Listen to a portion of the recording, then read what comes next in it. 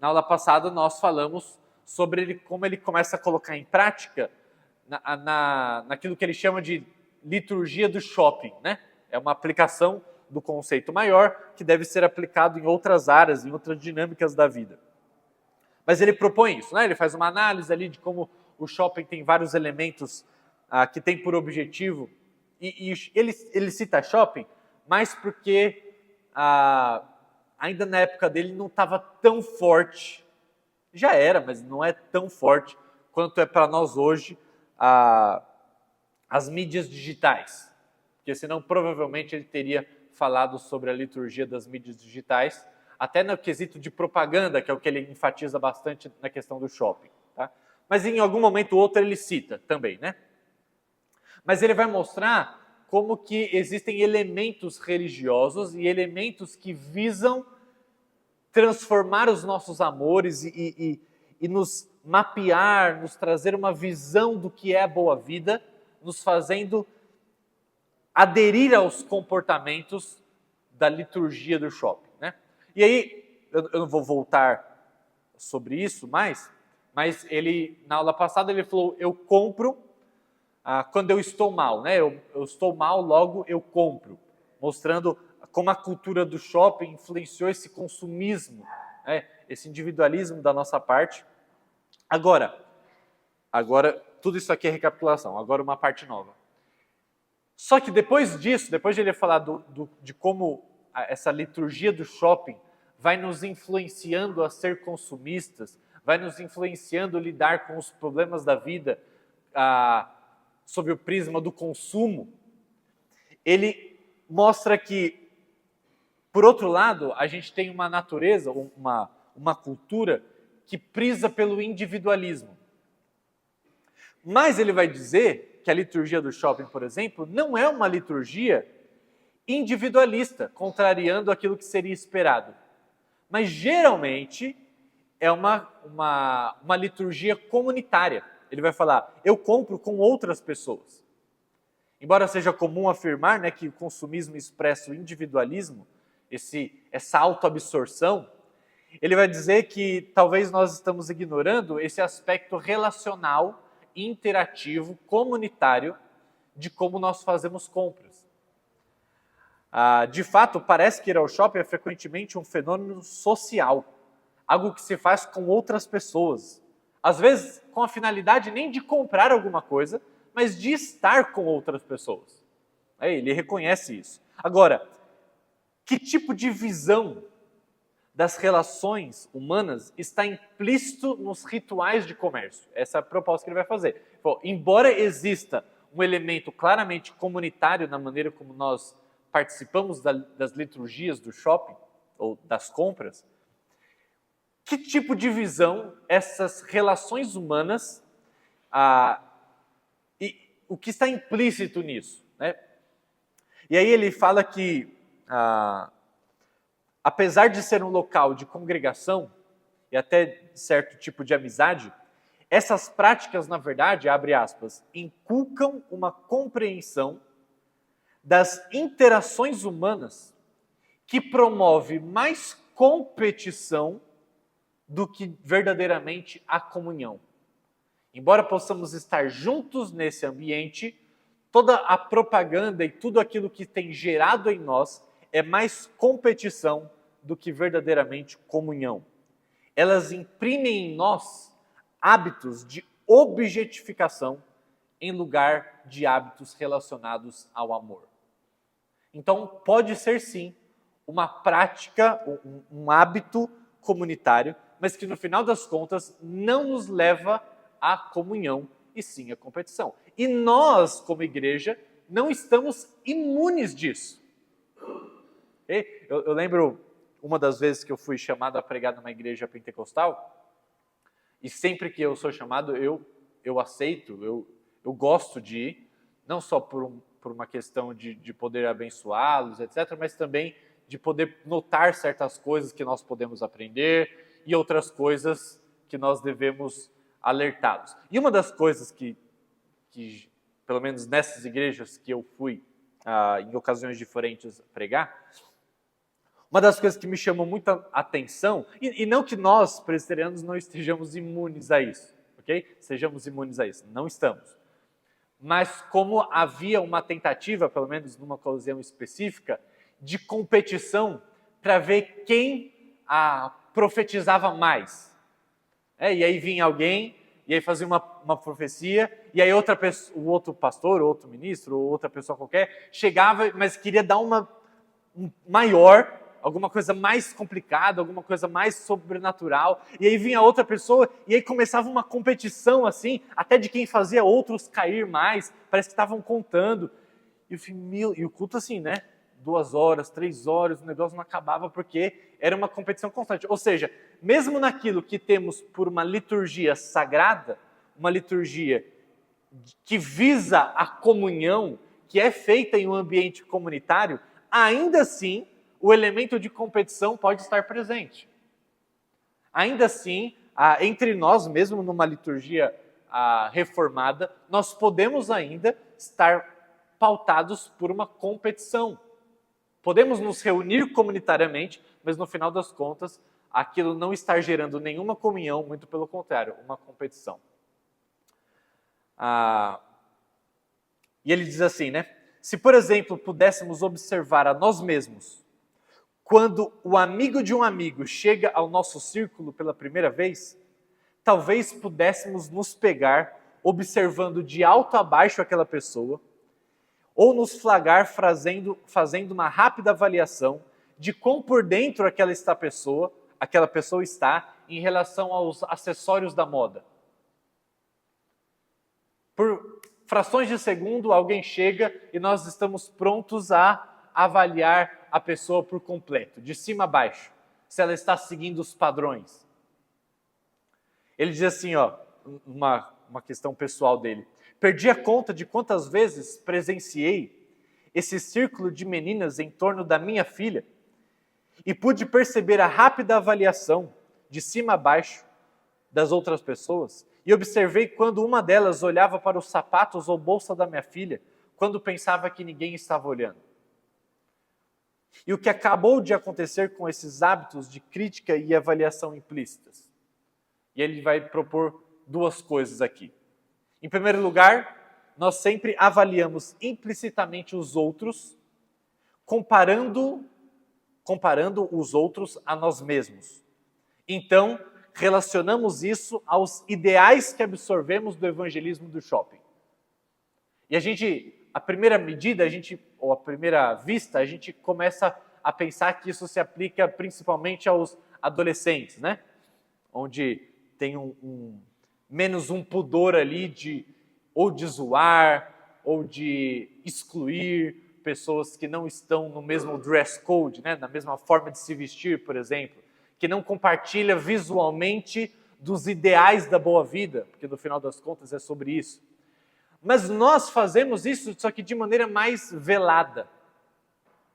Não com o bullying que geralmente é presente na adolescência, ou uma maneira descarada de verbalizar essas coisas, mas nós também o tempo todo estamos ou excluindo ou aproximando pessoas segundo padrões que na verdade nem são bíblicos. Visões da boa vida quanto a vestimentas que não são bíblicas, mas porque nós absorvemos culturalmente através da mídia, através dos padrões culturais, através das liturgias do shopping, nós absorvemos certos padrões e então começamos a avaliar outras pessoas desse jeito, começamos a avaliar se vale às outras pessoas a nossa presença, ou a nossa amizade, ou a nossa comunhão, ou seja, trabalhando num viés de competição ao invés de um viés de comunhão.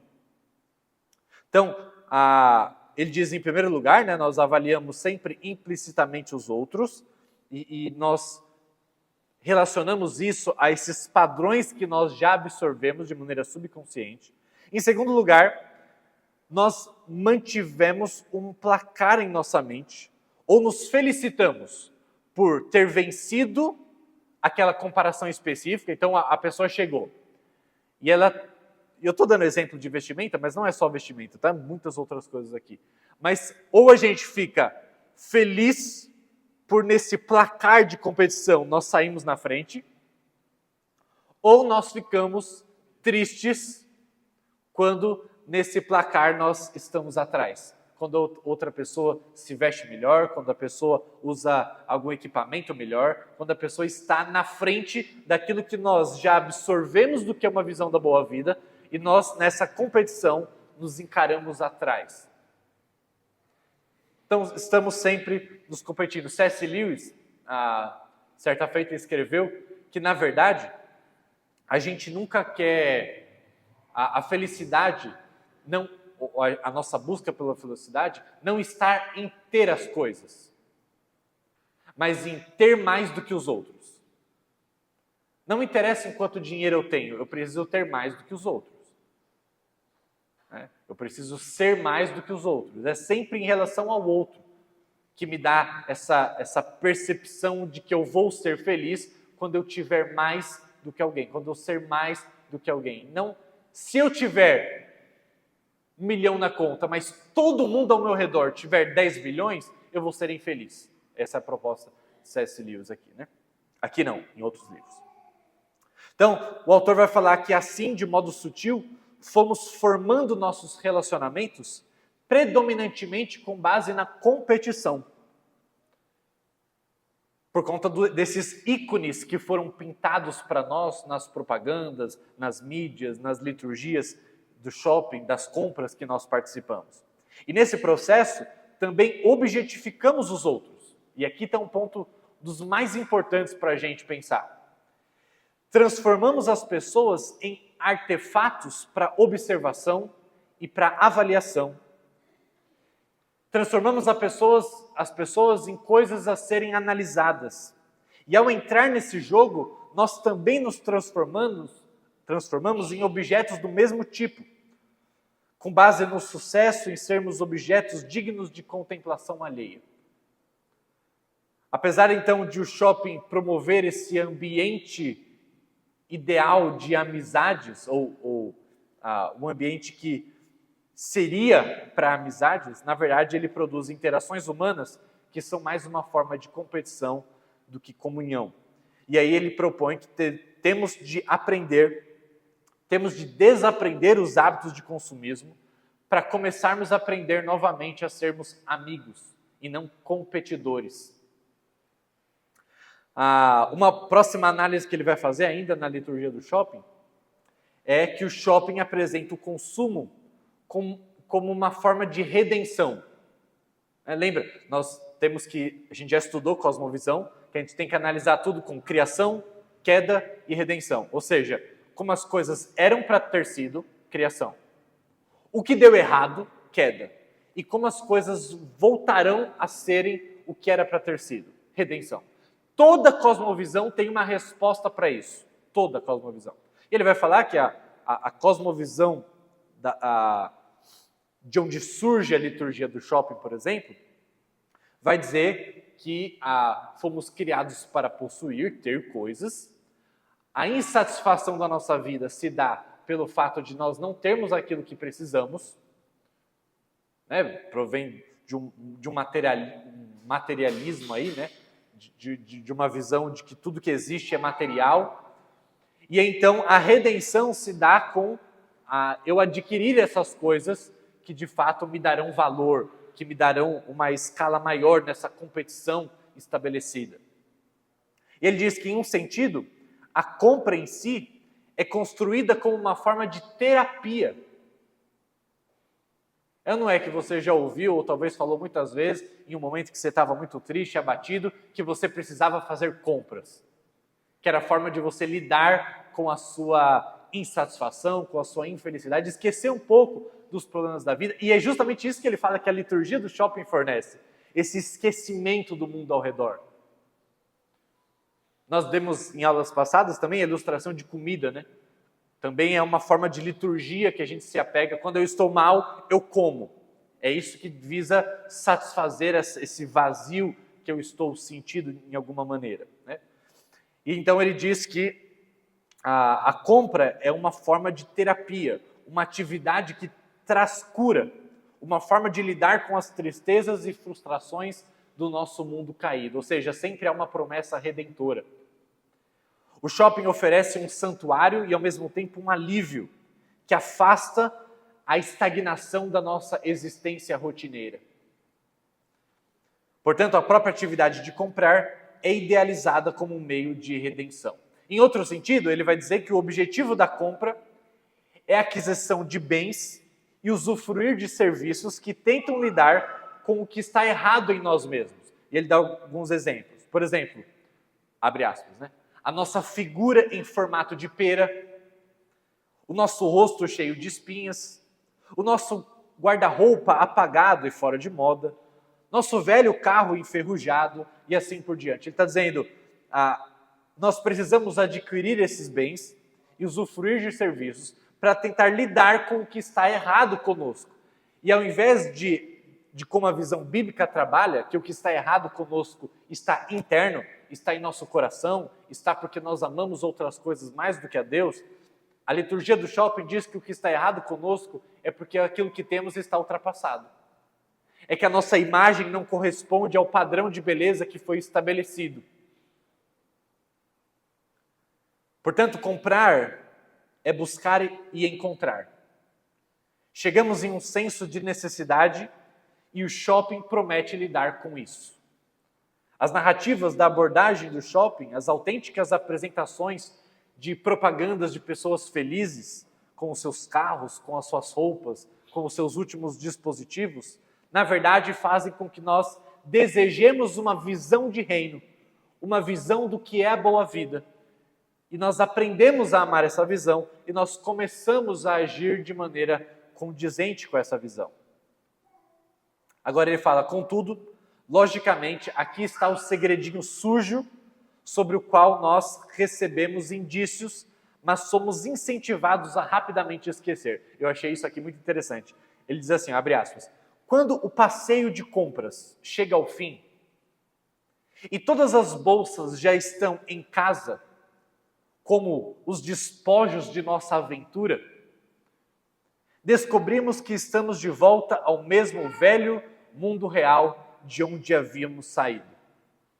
Precisamos novamente lidar com o mundo real. E em pouco tempo perceberemos que aquelas novas aquisições perderão o seu brilho, perderão o ar de novidade. E nós precisaremos novamente voltar às mesmas liturgias que prometem as mesmas satisfações jamais alcançadas. A jaqueta nova, que eu mal podia esperar para vestir na escola, de algum modo já parece meio encardida e fora de moda. O mais recente e moderno celular, que parecia ter tudo quando compramos, já parece estar obsoleto na próxima estação. O videogame que queríamos tanto, agora já deixamos de lado em poucas semanas, porque já passamos por todas as fases. Ou seja, aquilo que brilhava, aquilo que trazia emoção ao nosso coração, expectativa, agora se torna rapidamente chato, maçante, ultrapassado, já não funciona mais.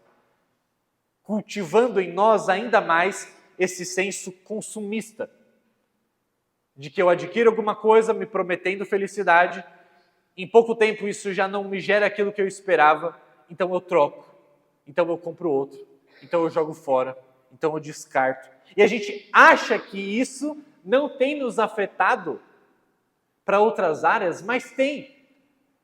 Porque não é só uma relação equivocada que temos com objetos e coisas, às vezes causando problemas para o mundo, né, para a natureza de um modo geral, pelo nosso consumismo desenfreado, mas isso tem gerado a maneira pela qual nós vamos nos relacionar com outras pessoas também. Nós achamos que o nosso consumismo está vinculado apenas com a prática de aquisição ou de adquirir objetos. Mas na prática isso tem gerado relacionamentos que são pautados da mesma forma.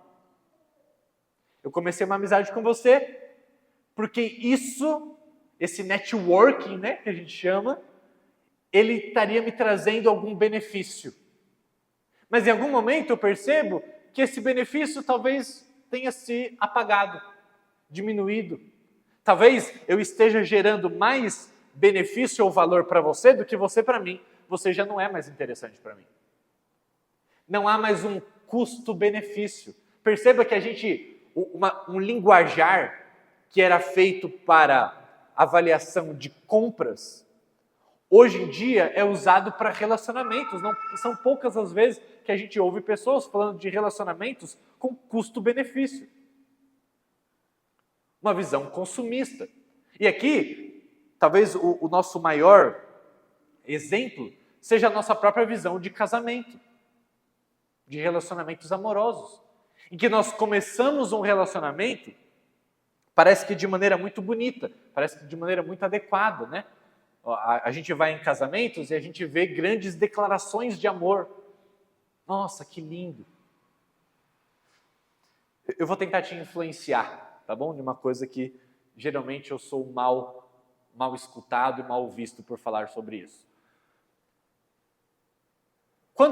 Além de ser uma obviedade, eu ir num casamento e ficar ouvindo declarações de amor, porque é óbvio, né? Tirando em outras culturas que as pessoas são casadas por obrigação, na nossa cultura, ouvir declarações de amor é meio que uma obviedade. É claro que um e o outro estão apaixonados um pelo outro, senão eles não estavam casando. Estavam jogando bola, fazendo qualquer outra coisa. Se eles estão casando, é claro que eles estão apaixonados um pelo outro.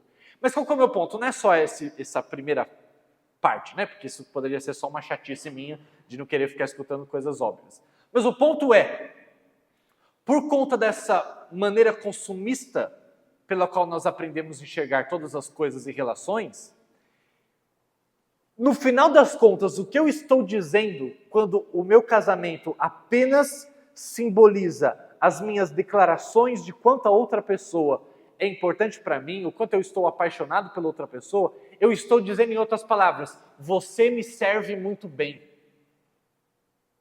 Você é um produto que eu queria adquirir, com uma promessa de satisfação muito grande.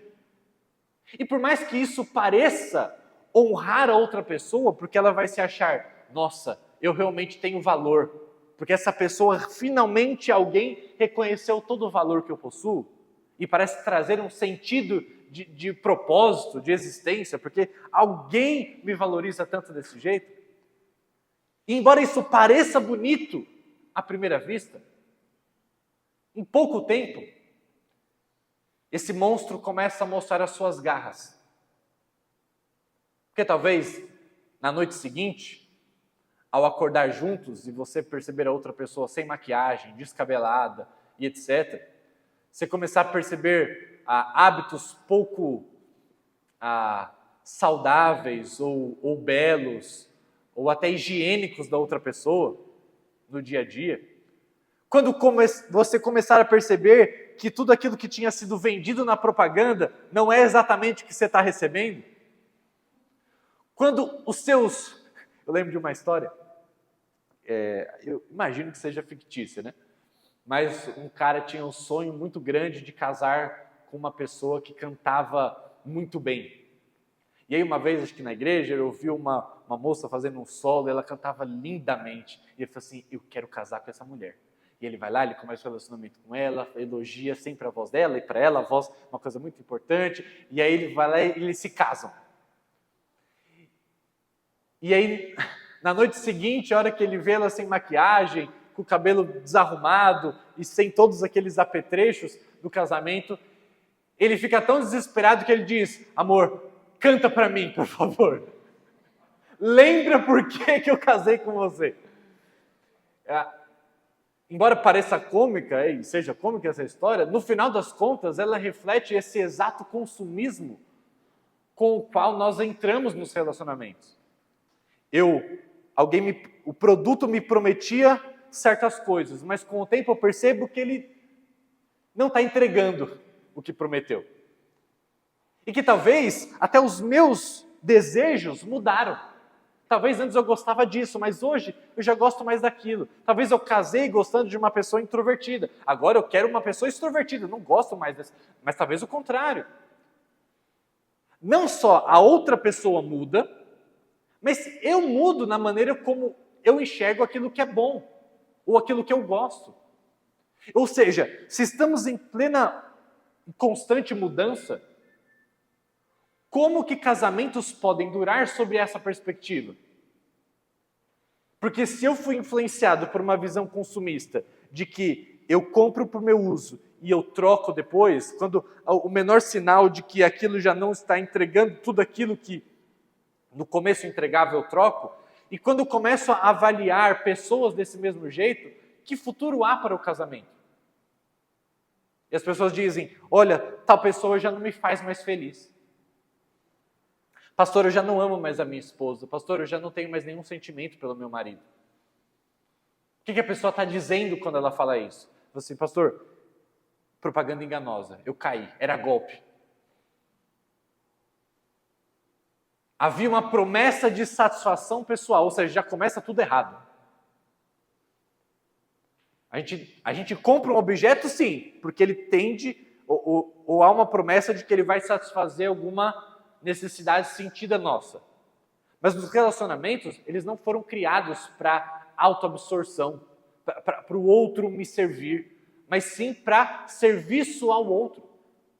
Por isso que eu digo que nos casamentos, né, na cerimônia de casamento, antes de você ficar evidenciando uma obviedade muito perigosa, de que, olha, sou apaixonado por você porque você me serve assim, assim, assim, assado, deveríamos, pelo contrário, enfatizar os nossos votos, os nossos compromissos. Porque quando nós enfatizamos votos, compromissos, juramentos, o que nós estamos fazendo é dizer, mesmo que os meus gostos mudem, mesmo que as minhas preferências mudem, mesmo que você mude, mesmo que eu mude, mesmo que tudo mude ao nosso redor, as promessas que eu estou fazendo nesse dia para você não mudam. E a gente acha, pastor, isso é bobeira, isso é só um dia. Isso é uma cerimônia, isso é uma liturgia de casamento. Essa expressão que a gente usa, liturgia. Liturgia tem como por objetivo orientar os nossos amores. Nós estamos sendo formados por meio de liturgia de casamento.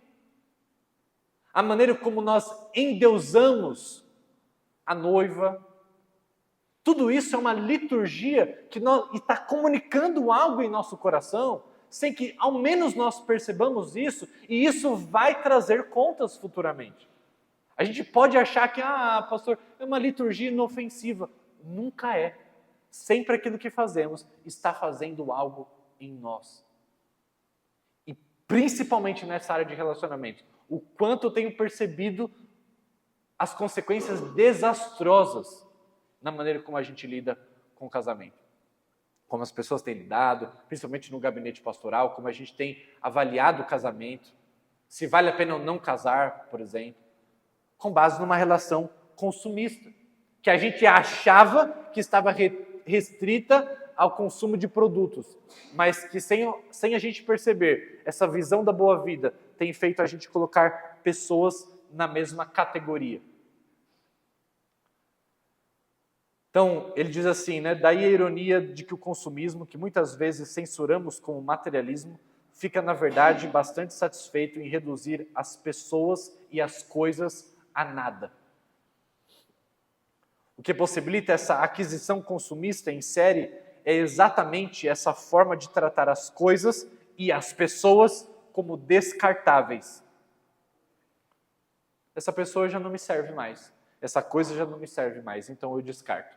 Então eu vou atrás de outro. Da mesma maneira como um produto que eu comprei no mercado já não me atende, eu escolho outro. Eu pego uma pessoa que eu casei e falo assim, você já não está me fazendo mais feliz. Eu vou procurar outro na prateleira. Portanto, com nossa imersão nessa liturgia do consumo, estamos sendo treinados tanto para supervalorizar, ou seja, achar que determinada pessoa ou determinada coisa vai satisfazer um vazio do meu coração que jamais essas coisas poderão preencher.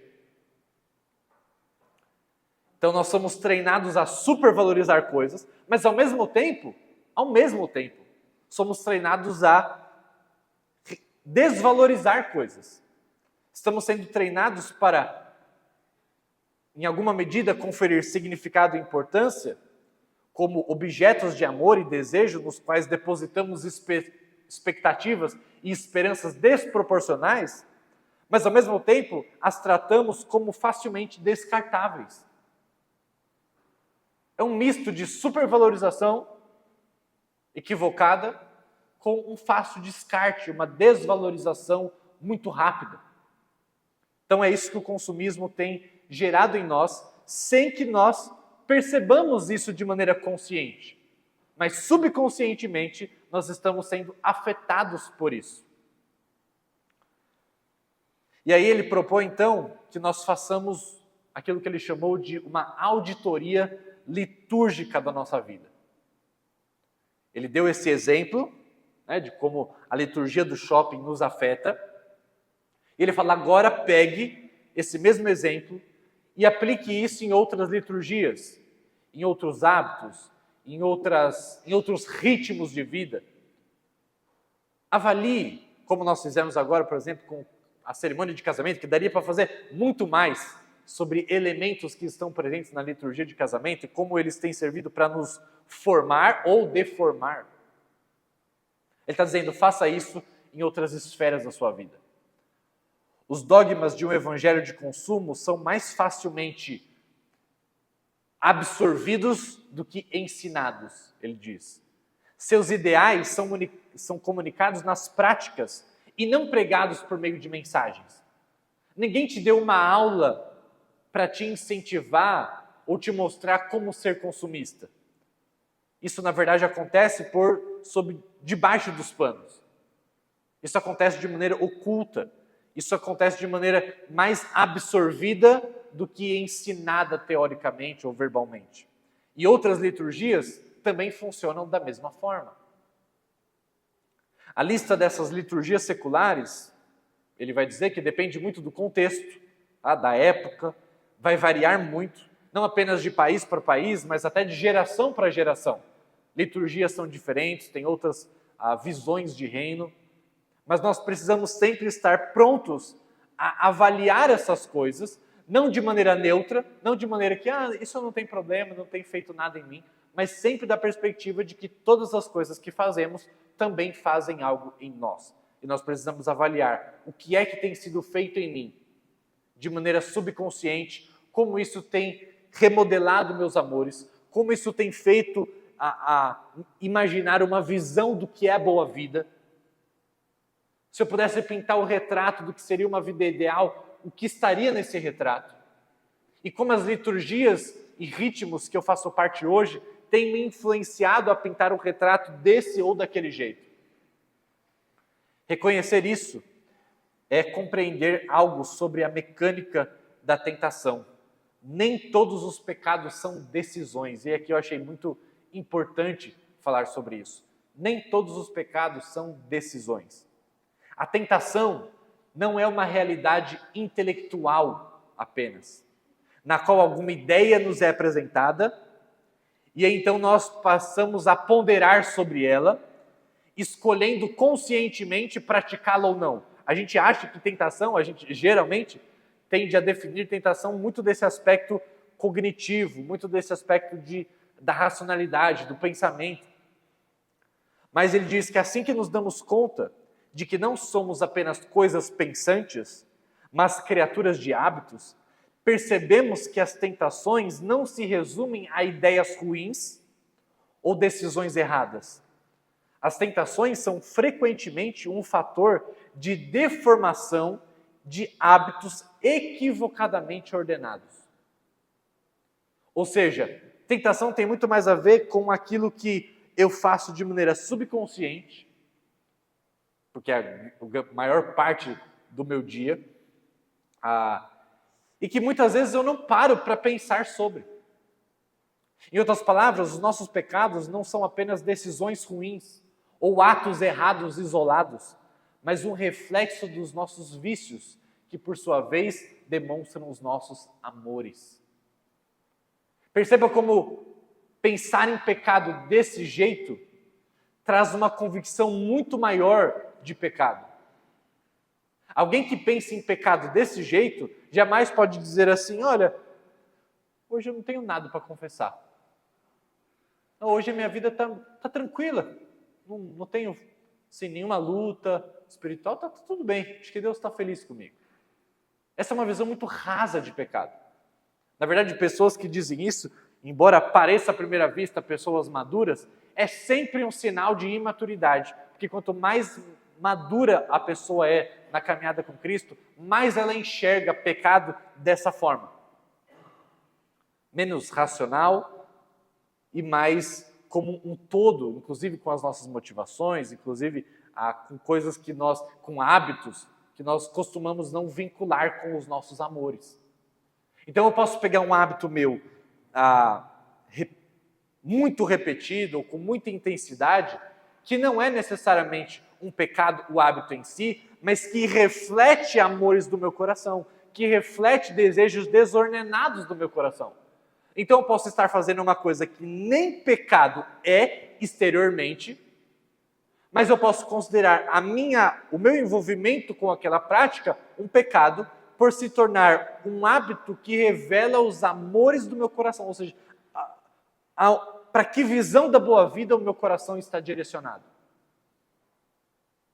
Por exemplo, é só um exemplo, tá? Jogar futebol não é um pecado, é um esporte.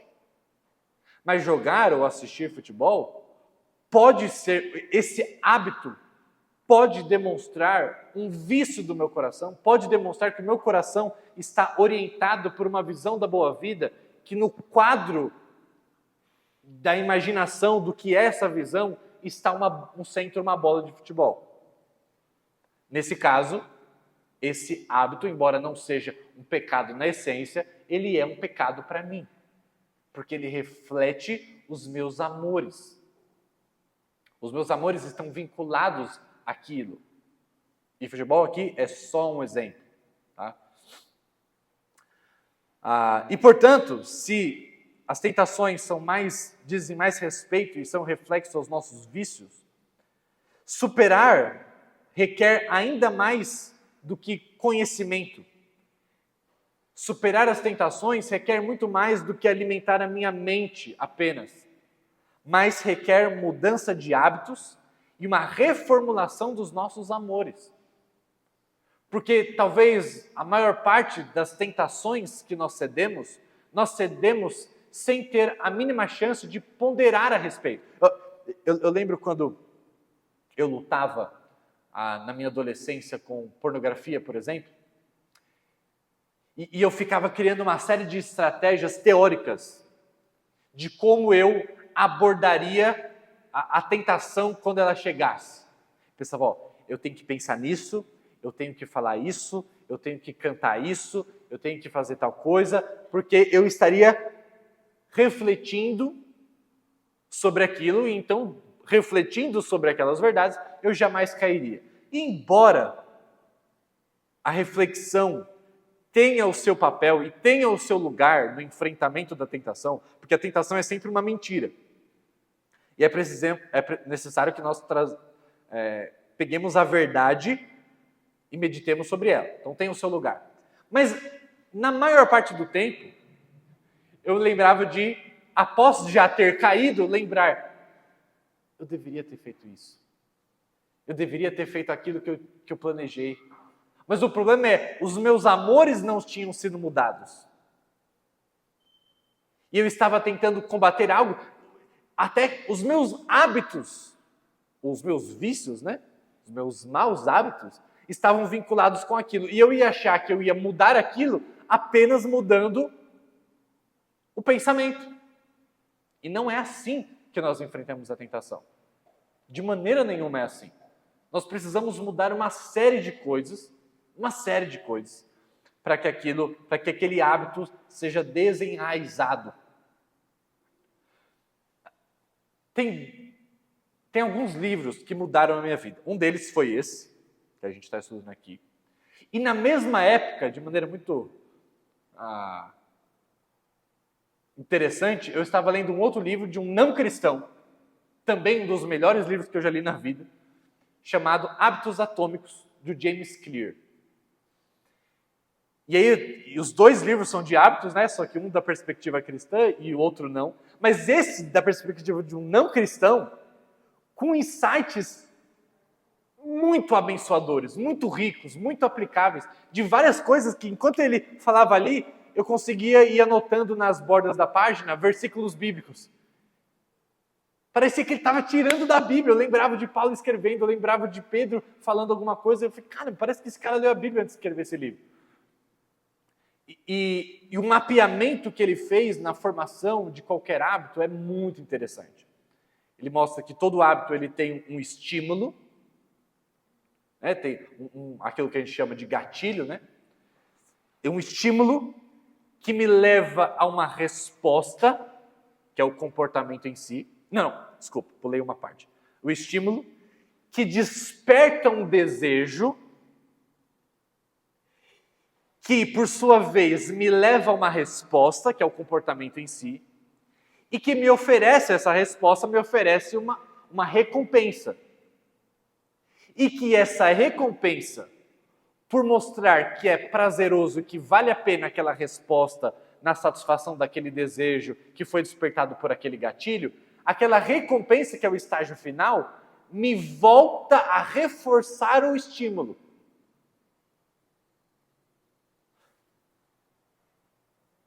Por exemplo, beber água. Só de eu falar em água, se alguém está com garrafinha aí, ou se não está, já deu sede. Estímulo.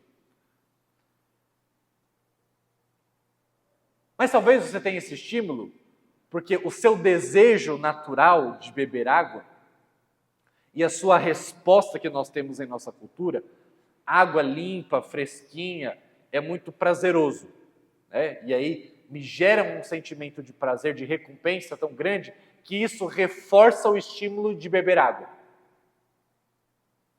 Por exemplo, é interessante que, dependendo do seu apreço por cuidar da sua saúde nesse sentido de beber água, se você faz algum investimento, por exemplo, numa garrafa, em alguma coisa que você considera importante, ou que vai tornar aquela tarefa, aquela resposta mais prazerosa, parece que isso reforça o estímulo.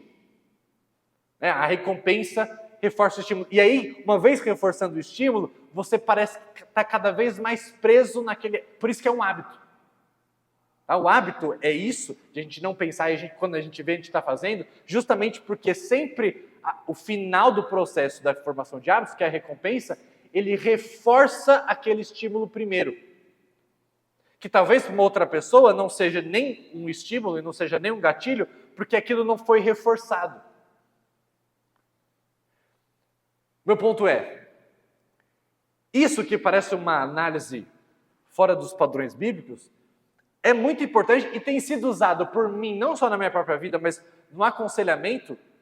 E aí quando eu li esse livro, eu falei, caramba, como as coisas estão casadas. Porque eu li aquele livro e falei, caramba, como isso é fantástico. Tanto para criar novos hábitos bons, quanto para me desfazer de hábitos ruins. Ele mostra em cada parte de como funciona um hábito, como que a gente deve fazer. Por exemplo, o estímulo. Se a gente quer criar um bom hábito, a gente tem que pegar os estímulos daquele bom hábito e torná-los mais visíveis, mais claros. Então, por exemplo, essa aqui é famosa. Eu quero ler mais a Bíblia. É uma liturgia, é um comportamento, é um ritmo de vida muito importante para formar os nossos amores, certo? Eu quero ler mais a Bíblia. Mas, pastor, eu não lembro. Quando eu vejo, eu terminei o dia e não li. Aonde está a sua Bíblia, meu irmão? Fica lá no guarda-roupa, lá em cima, atrás da coberta, que... mas eu tenho no celular também. Mas deixa eu ver onde está. Aí o WhatsApp está lá, você abre o celular. Antes, você não precisa nem abrir o celular. Você olha para o celular e o WhatsApp já está lá. Você não precisa nem quase destravar ele para acessar. Agora, você vai olhar a Bíblia, você tem que fazer 10 gestos daqui para frente, daqui para trás, para conseguir acessar a Bíblia. É claro que você não vai ler, porque não está visível. O gatilho não está claro. Então, a primeira coisa, quer tornar algo um hábito, torne o estímulo visível, claro, aparente. Aplicando isso a desfazer de um mau hábito, que sempre tem os seus gatilhos, sempre tem os seus estímulos. torne invisível, torne difícil o acesso. Por exemplo, nesse livro, não nesse aqui que a gente está estudando, no Hábitos Atômicos, ele fala da história de um cara que queria, por exemplo, parar de ver televisão. Ele estava vendo muito televisão. Ele fez só uma coisa. Ele pegou o controle da televisão e ele colocou no armário lá em cima, que eu falei, atrás da coberta. Você fala, mas se ele quiser assistir televisão, é só ele pegar. Na primeira semana ele diminuiu 80% o consumo de televisão. Depois do primeiro mês ele não assistia mais. Porque não valia, o gatilho não estava presente. Antes ele sentava no sofá, o controle estava ali do lado. Não precisava nem esticar, não estava nem na mesinha da frente, estava do lado do sofá aqui. Ó. Quando ele nem percebia, ele apertava o botão, a televisão estava ligada, ele estava lá assistindo. Automático. Agora, não era automático ele ter que chegar na sala, falou, quero assistir televisão. Tem que ir lá no meu quarto, pegar numa escadinha, subir no guarda-roupa, pegar o controle. Aquilo que é estímulo aparente, visível, vai te gerar um desejo que você vai querer satisfazer com uma resposta e que terá uma recompensa que vai fortalecer aquele estímulo ainda mais. Então, existem coisas muito práticas. E ele dá vários exemplos de como nós fazemos isso no nível do estímulo, depois no nível do desejo, depois no nível da resposta, depois no nível da recompensa. É muito incrível. Mas o ponto é, quando eu olhei para esse livro e vi essa integração, eu falei, caramba, como isso é útil. E aí depois, quando eu comecei a aplicar isso na vida das pessoas que a vida inteira eu tinha tentado ajudar. E eu já falei isso aqui. Antes, eu ia ajudar alguém que estava passando por um problema, o que eu fazia? Tal livro, leia. Mas isso aqui eu não gosto de ler. Não, lê. Pastor, eu não gosto de ler, eu não sei ler, não sei o que. Não, então não tem jeito para você. Não tem esperança, pode ir embora, se mata, porque não sabe ler, não gosta de ler, não tem jeito. Depois eu comecei a perceber, e as pessoas que gostavam de ler, não necessariamente eram transformadas porque leram um livro que eu indiquei. Eu falei, não, tem alguma coisa errada. E aí quando eu comecei a entender o poder formador do hábito, o poder espiritual do hábito, que é o subtítulo desse livro aqui, eu falei, opa, eu consigo trabalhar em questões práticas de hábito, e isso é tão espiritual quanto a pessoa ler a Bíblia. Isso tem um poder tão transformador quanto a pessoa ler a Bíblia. E que as coisas não deveriam ser escolhidas entre uma e outra, mas as coisas deveriam ser feitas juntas. E de repente, a minha frustração e aconselhamento, eu comecei a ver pessoas sendo transformadas e transformadas e transformadas e transformadas, coisas que eu jamais imaginaria. Pessoas que há 18 anos lutavam com pecados, assim, extremamente viciantes, que tem feito pessoas falando, não tem como lidar com isso. Cara, você faz isso desde os 5 anos de idade. Como depois agora de 20, 30 anos, você vai abandonar esse mau hábito, ou conseguir formar esse hábito que você nunca fez a vida inteira? E quando eu comecei a aplicar essas verdades, as pessoas começaram a mudar. Simples. Porque eu comecei a ver o homem como um todo. Não apenas como um cérebro em cima do palito.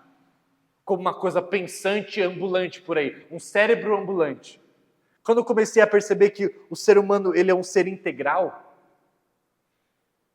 e que no final das contas o que eu mais precisava era alcançar os amores, e a melhor maneira de alcançar os amores é por meio dos ritmos, hábitos, liturgias do dia a dia. Cuidando de coisas que aparentemente não são espirituais, como gatilhos, como estímulos, como esconder controle, mas que essas coisas têm feito diferenças incríveis. E eu lembro começa a vir nomes aqui de pessoas aqui da própria igreja que tiveram as vidas transformadas por conta de coisas simples assim, mas certeiras, formação de hábitos. Então, aqui eu faço a propaganda desse livro que verdadeiramente foi um banquete espiritual e ele foi escrito por um não cristão. Por isso que a gente tem que parar com esse negócio de dividir a vida entre sagrado e secular, porque a gente perde muita coisa quando a gente faz isso. A gente bebe muita coisa errada quando a gente faz isso, porque quando a gente diz, tudo que é sagrado é bom, tudo que é secular é ruim. Aí é tudo que é sagrado. Aí você vai ouvir música gospel, uma porcaria. Aí você fala, não, mas é gospel, você não pode falar que é porcaria, pastor. É bênção. Não, não é bênção, não. E nem eu posso automaticamente dizer que alguma coisa feita por um não cristão, ou que é secular, que é uma coisa ruim. Errado de novo. E a gente vive vidas pobres por conta desse dualismo constante. E a gente deixa de se beneficiar de coisas que poderiam ser muito ricas e que Deus usa a boca de não cristãos para fazer a sua obra. Ele fez isso na Bíblia e Ele continua fazendo. Então aqui vai a minha indicação desse livro, que a minha vontade era dar em escola bíblica dominical, mas certamente alguém ia falar, pastor, como você é liberal. Trazendo um livro não cristão, pastor, escola bíblica dominical? Então eu falei, deixa quieto, eu vou só fazer uma propaganda, mas leia, usufrua, mas infelizmente esse livro nunca será trabalhado aqui. Alguém quer fazer algum comentário, alguma observação, alguma pergunta até aqui? É uma boa pergunta. Na aula passada, até depois do final da aula, alguém me perguntou exatamente isso lá em Romanos 12. Então, talvez foi o Silas, né? Sobre a transformação que Paulo fala lá em Romanos 12, versículo 2. Quando a gente está apontando aqui para a ideia da importância dos hábitos, nem eu, muito menos o autor do livro, está tentando defender a ideia de que o pensamento não importa, de que a teoria não importa, de que a comunicação verbal não importa, de que o conhecimento não importa, de maneira nenhuma. Até porque ele está escrevendo um livro. Escrever um livro é teórico por natureza. Ele é um filósofo por profissão. Pior ainda. Então, assim, de maneira nenhuma, e uma das coisas que eu mais faço na vida é estudar. Então, de maneira nenhuma, eu vou dizer que isso não importa, que isso não tem a sua relevância. Mas o meu ponto é, quando a gente define ser humano como um cérebro no palito, que a gente acha que toda transformação é devida à maneira como nós pensamos, a gente está errado. Porque nem a Bíblia trata desse jeito. É verdade, Paulo lá em Filipenses 4, quando ele vai falar sobre como nós devemos lidar com a ansiedade, ele diz, finalmente, irmãos, tudo aquilo que for puro, tudo aquilo que for de boa fama, tudo aquilo que tenha virtude, se há algum louvor, isso ocupe o vosso pensamento. E a paz de Deus, que excede todo o entendimento, guardará o vosso coração e a vossa mente em Cristo Jesus. Por exemplo, eu cito toda a aula aqui, Provérbios 4:20, Salmos 119, 11. Escondi a tua palavra no meu coração para não pecar contra ti. Romanos 12 fala para nos transformar segundo a renovação da vossa mente. Efésios 4, versículo 24, também vai falar sobre você despojar da roupa do velho homem, transformar, renovar a mente e depois colocar a roupa do novo homem. A Bíblia fala sobre a importância e o papel que a mente tem, mas se só a mente for o meio pelo qual nós vamos vencer as coisas, a gente perdeu de vista quem nós somos. Tanto é que o texto de Provérbios 4:23, fala, tudo que se deve guardar, guarde o coração, porque dele procedem as fontes da vida. A gente tem que lembrar que na Bíblia, coração é essa sede da existência humana. É o que controla, é o motor do ser humano. E que a mente é uma dessas partes do coração. Não existe esse negócio na Bíblia de mente e coração. Não, a mente está dentro do coração. Assim como as emoções, assim como a vontade, são faculdades da existência humana que tem por sede o coração. Mas a Bíblia fala por exemplo, lá em Filipenses também, que fala das virtudes que devem ser abraçadas e que por cima dessas virtudes deve ser o amor, e nesse contexto Paulo fala de um monte de diretrizes práticas. O próprio Jesus falou de coisas muito práticas, de como que se relacionar com Jesus seria menos acumular informações e sim um caminhar diário com Ele. Ou, por exemplo, lá no Antigo Testamento, quando Moisés, escrevendo Deuteronômio, o livro que é para lembrar o povo da aliança, que estava prestes a entrar na Terra Prometida, ele diz, vocês têm que caminhar de maneira prática com Deus.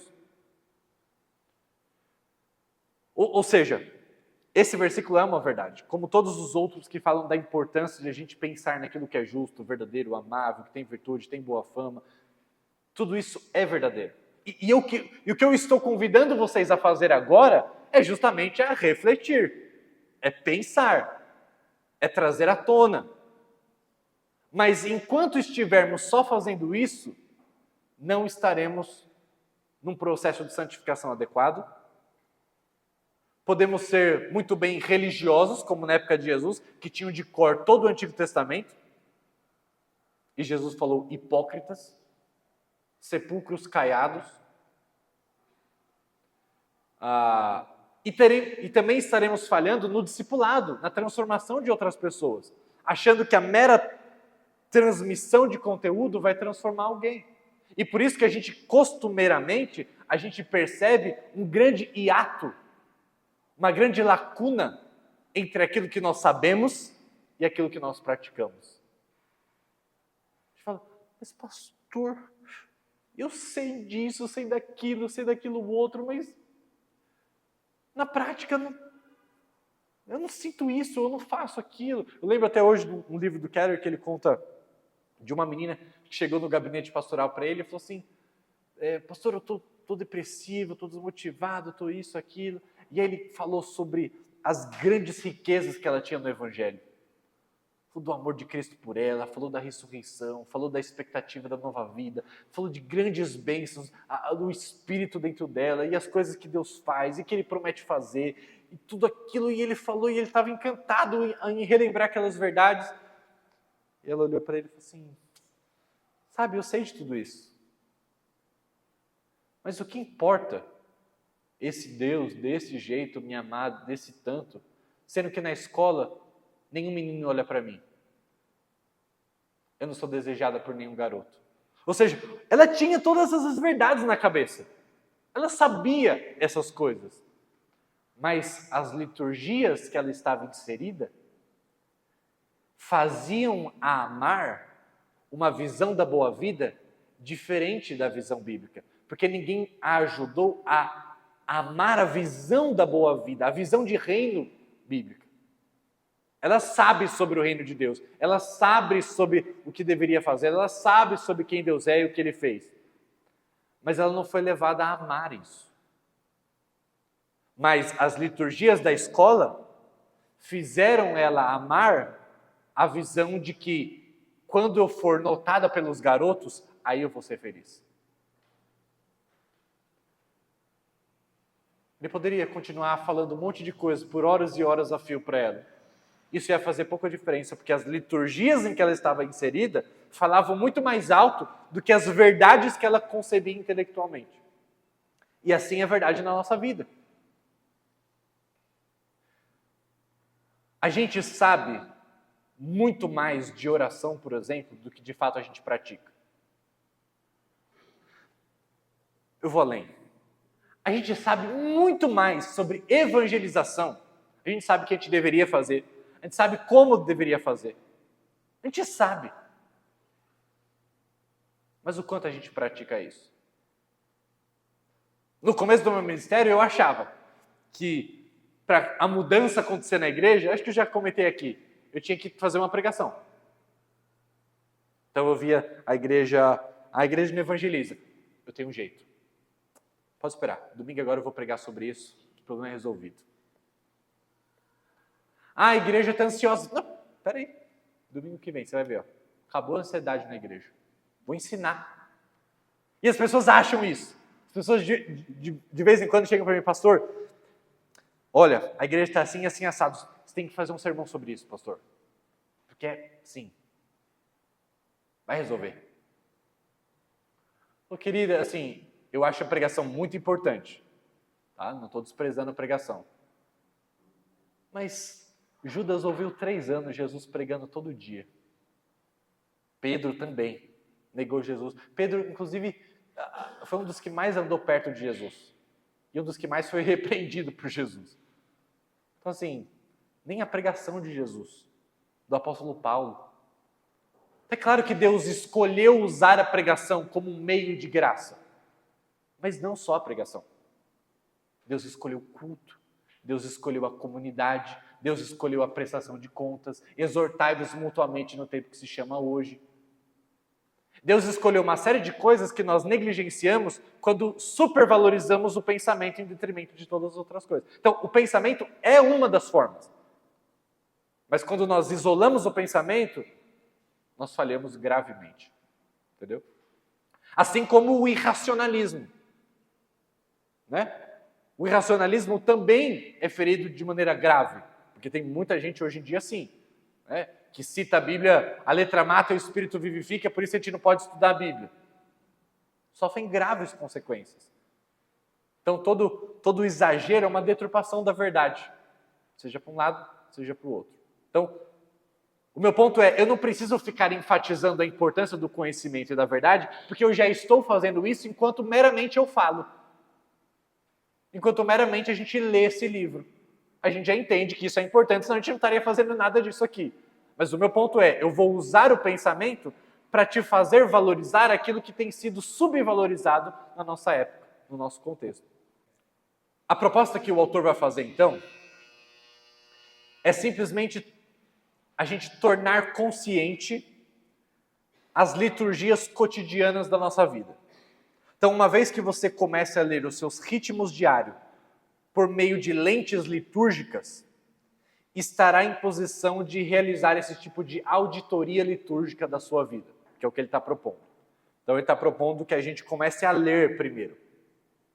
Não livros, né? A nossa liturgia. Ler a nossa agenda, ler o nosso ritmo, ler os hábitos que nós temos. E ele diz, tente imaginar isso como uma versão mais ampla do exame de consciência, que é uma prática herdada de um cara chamado Inácio de Loyola, que era assim, o exame é uma prática para prestar atenção em sua vida, sobre refletir na presença de Deus, revisar o seu dia com espírito de gratidão, tomar consciência das suas emoções perante Deus, orar sobre algum aspecto do seu dia e então preparar-se para o dia seguinte. E ele fala assim, imagine um exame litúrgico da seguinte forma. Primeiro, separe um tempo para pausar e refletir nos rituais e ritmos da sua vida. O que eu faço e que eu recomendo muito que a gente faça? Pega o calendário, pode ser físico, eu prefiro digital, mas pode ser do jeito que for, e coloque o que você faz, do começo ao final do dia. Desde as coisas mais importantes, as que você considera menos. Aquilo que no outro livro, do Hábitos Atômicos, ele chama de, se não me engano, é lista de hábitos. Coloque tudo aquilo que você faz, sem pensar. Tipo, acordo, primeira coisa que eu faço é checar o celular, depois escovar o dente, lavar o rosto, coisas assim. Do começo até o final do dia. Vai colocando no calendário, ó, faço isso aqui, depois aquilo, depois aquilo outro, depois aquilo outro. Depois que você fez tudo isso, puxa uma setinha e analisa. Esse hábito, primeiro, ele é bom? Ele é ruim? Ele é bom por quê? Que tipo de resultado ele me gera? Ele é ruim por quê? Que tipo de resultado ele me gera? Isso é fazer uma análise consciente. Trazer aquilo que está no automático para um modo consciente para que você analise segundo os parâmetros bíblicos. É bom por quê? É ruim por quê? Se é ruim, como eu devo erradicá-lo? E aí tem formas muito práticas e eu vou separar, não vou trabalhar esse livro aqui, mas vou permear esse curso com alguns dos seus insights, tá? Do Hábitos Atômicos. Então a gente vai ver como a gente tira os maus hábitos, além daquilo que eu já falei, né? Que é tirar os gatilhos, os estímulos da nossa frente.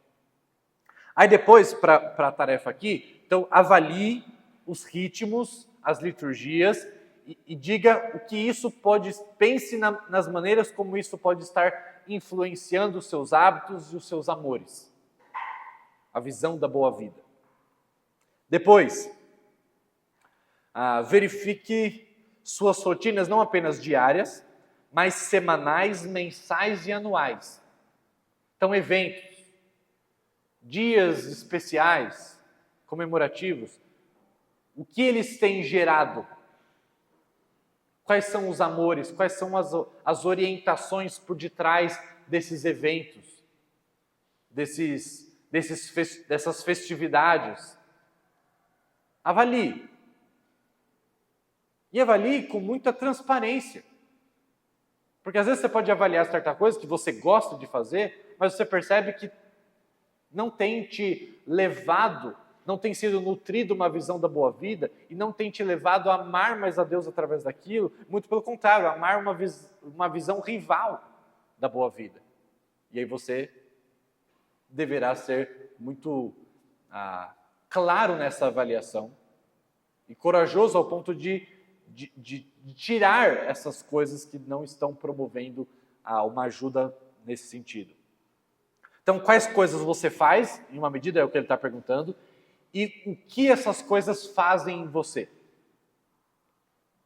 Que visão da boa vida é transmitida por essas liturgias? De que narrativas estão impregnadas essas práticas culturais? Que tipo de pessoa elas querem que você se torne? Para qual reino esses rituais estão voltados?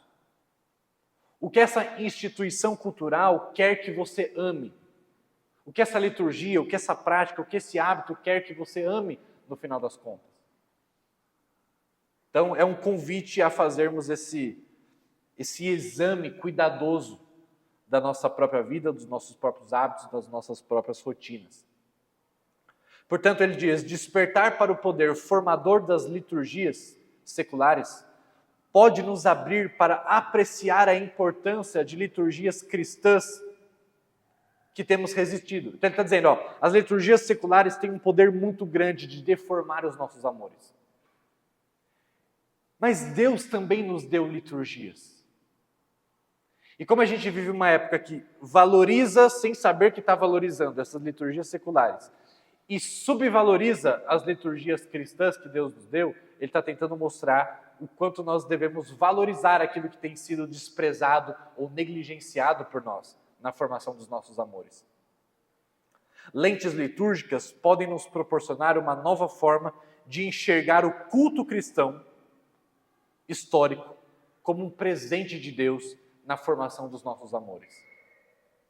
Se entendermos isso e se praticarmos isso, porque não é só entender, e se mudarmos a maneira como nós participamos do culto, por exemplo, certamente os nossos amores serão transformados, serão moldados, serão voltados para a visão de reino de Deus.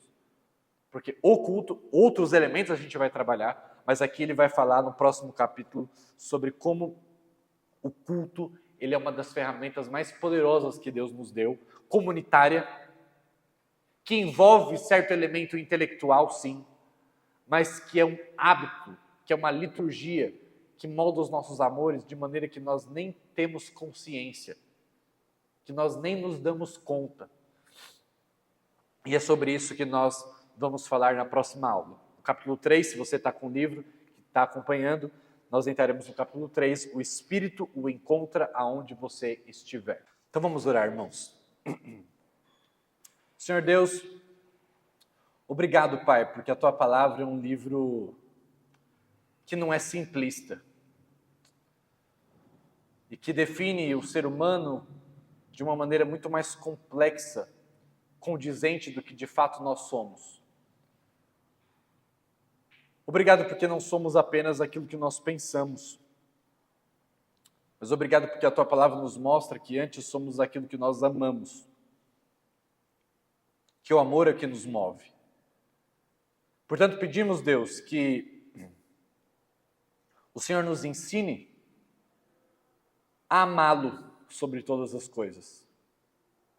e ajudar outros a amá-lo sobre todas as coisas. Mas livra-nos de tentar fazer isso apenas de uma maneira teórica. E ajuda-nos a sermos mais conscientes e claros quanto que aos hábitos, rotinas, liturgias da nossa vida têm produzido em nossos corações. Ajuda-nos a fazer uma curadoria dos nossos hábitos, das nossas liturgias, dos nossos calendários, para que aprendamos a amá-lo e amar o que o Senhor deseja com tudo aquilo que somos e temos. Livra-nos, Deus, das liturgias que corrompem os nossos amores, dá-nos clareza e coragem para abandoná-las, e ajuda-nos também no discipulado, Pai. Ajuda-nos no ministério que o Senhor tem nos dado em ajudar pessoas a aprender a amar o Senhor, através de uma perspectiva prática também. Assim oramos em nome de Jesus. Amém.